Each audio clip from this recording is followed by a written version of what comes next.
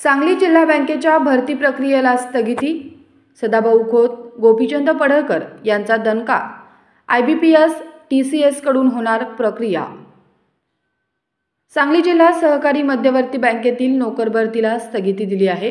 तसेच राज्यातील सर्व सहकारी बँकेतील भरतीसाठी IBPS व TCS या संस्थांद्वारे भरती प्रक्रिया राबविण्याचे आदेश देण्यात आले आहेत। याबाबत सहकार विभागाच्या अवर सचिव मंजुषा साळवी यांनी सहकार आयुक्त पुणे यांना आदेश काढले असल्याची माहिती माजी मंत्री आमदार सदाभाऊ खोत यांनी पत्रकार परिषदेत दिली।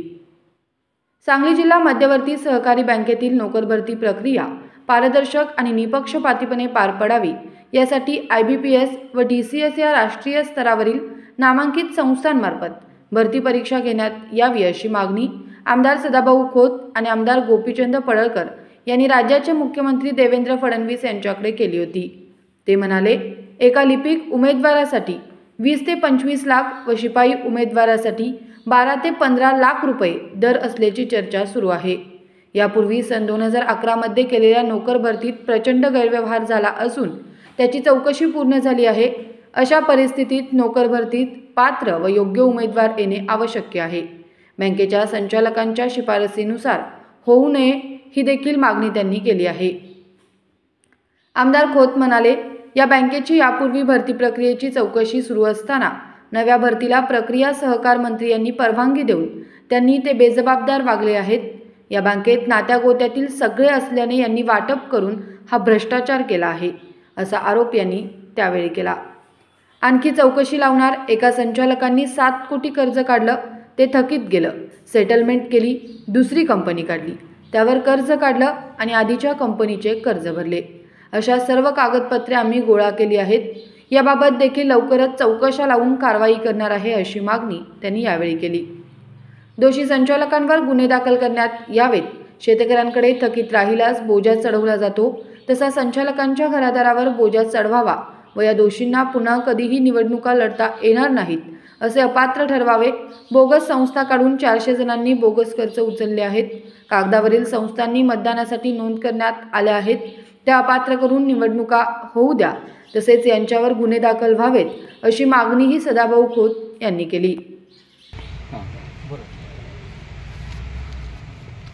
सांगली जिल्हा मध्यवर्ती बँकेच्या भरती प्रक्रियेच्या संदर्भामध्ये या राज्याचे मुख्यमंत्री आदरणीय देवाभाऊ यांच्याकडे आम्ही तक्रार दाखल केलेली होती आणि आदरणीय मुख्यमंत्र्यांनी सहकार विभागाला ही भरती प्रक्रिया पारदर्शक झाली पाहिजे या संदर्भामध्ये सूचना केलेल्या होत्या आणि त्यानुसार IBPS किंवा TCS या नामांकित कंपनीच्या माध्यमातूनच नोकर भरती करण्यात यावी असे आदेश 8/10/2025 रोजी सहकार विभागाकडून देण्यात आलेले आहेत।